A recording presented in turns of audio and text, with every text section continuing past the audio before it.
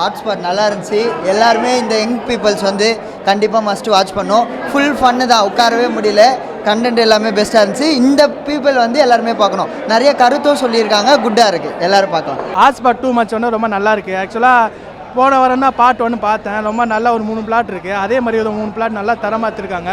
நல்லா ஒரு dress politics, பெண்களை வந்து என்ன பண்ணணும் என்ன பண்ணக்கூடாது கரெக்டாக சொல்லியிருக்காரு. எம்எஸ் பாஸ்கரும் ஆதித்யா பாஸ்கரும் நல்லா பண்ணியிருக்காங்க. ஃபேன்ஸ் வர படமாக பாருங்கள். அதுக்கு ஒரு மெசேஜ் சொல்கிற மாதிரி இருக்குது. லாஸ்ட்டில் ஒரு டைம் ட்ராவல் லவ்னு இருக்குது, கொஞ்சம் வரும் டைம் ட்ராவல் லவ் வர மாதிரி இருக்குது. அதில் வந்து ரொம்ப மியூசிக் ரொம்ப நல்லா இருக்குது. பிரியா பவானி சங்கர் இவங்க எல்லோரும் வந்து சூப்பராக பண்ணியிருக்காங்க. தரமான ஸ்கிரிப்ட், நல்லா எங்கேஜிங்காக இருக்குது, நல்லா காமெடியாக இருக்குது, நல்லா ஜாலியாக இருக்குது. ஃபேமிலியோட வந்து பார்க்கலாம். ஹாட்ஸ்பாட் படம் பார்ட் 1 கம்பேர் பண்ணும்போது பார்ட் 1 எனக்கு பெருசாக நான் அதை லைக் பண்ணல. பட் ஆனால் பார்ட் 2 செம்ம என்டர்டைன்மெண்ட்டாக இருந்துச்சு. ஒரு கருத்து சொல்கிற விதத்தை இப்படியும் சொல்லலாம் அப்படின்ற மாதிரி செம்மையாக சொல்லியிருந்தாங்க.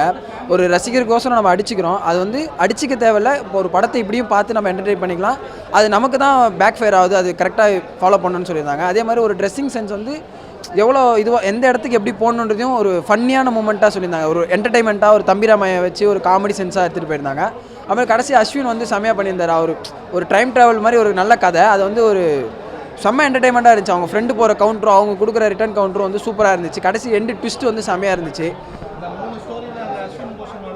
ஆமாம், அது வந்து கதை ஒரு மாதிரி இன்னும் டீப்பாக போயிருந்தால் செம்மையாக இருந்திருக்கும். ஏன்னா வந்து எனக்கு அஸ்வின் வந்து குக் வித் கோமாளியில் ரொம்ப பிடிக்கும். ஸோ இந்த மாதிரி கான்செப்ட் பண்ணும்போது இன்னும் ரொம்ப நல்லா இருக்குது. அவருக்கு இந்த கான்செப்ட் செட் ஆகுது, நல்லா சூப்பராக இருக்குது. இல்லை சூப்பராக செம்ம என்டர்டைன்மெண்ட்டாக இருக்குது. தாராளமாக வந்து பார்க்கலாம், செம்மையாக இருக்குது.